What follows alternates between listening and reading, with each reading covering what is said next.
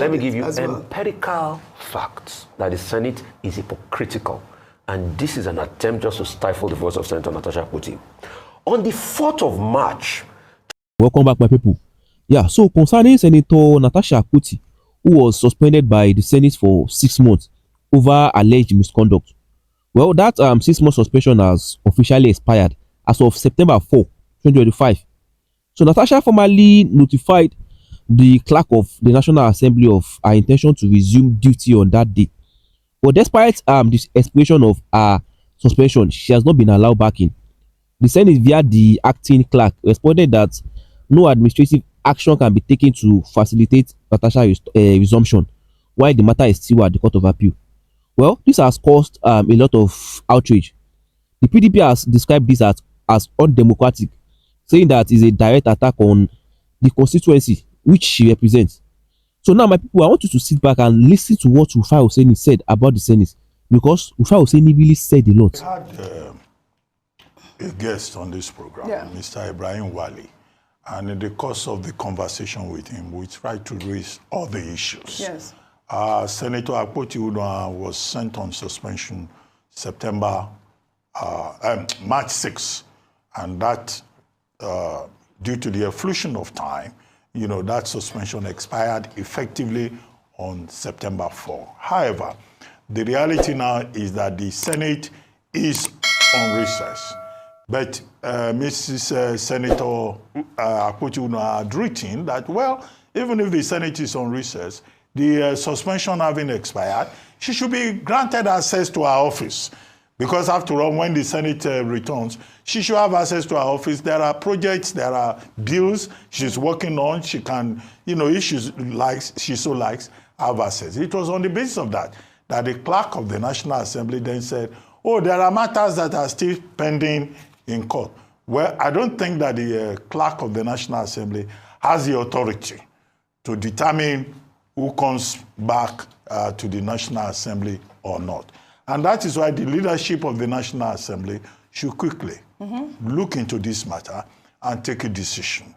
However, if they are going to go by what the clerk of the National Assembly has said, that there are cases at the level of appeal in court, and that those cases to go over them will amount to contempt of court, that it will be subjudicial, because you will need the courts to take a decision one way or the other. Now, if you look at that, it looks like the case can go on forever. Appears, yeah. And that was why I referred to the point made by Justice Binta Nyako when she was looking at this same matter. When she said that, look, if you suspend somebody for over 180 days, which is the total number of time that, a Senate sits in a year, they're high about the people that she's representing.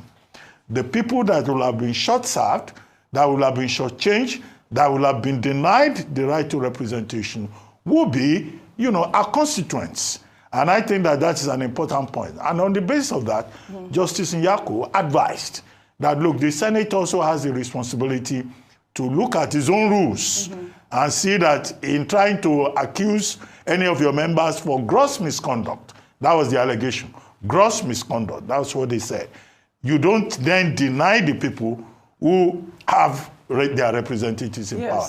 I think the leadership of the Senate should look at all of this and see how we can move beyond this particular matter, because it's embarrassing. It is quite not embarrassing. Just to ordinary people, but also within the committee of parliamentarians. Yeah. There's something they call the International Interparliamentary Union, IPU. That's the abbreviation. And I hope that they will find a way of resolving this matter so that we can all move forward. Yeah, I'm not sure you answered the question I asked. What your opinion was about whether after serving her 6 months suspension, whether you feel it's right to just extend with the court. Did you answer me? No.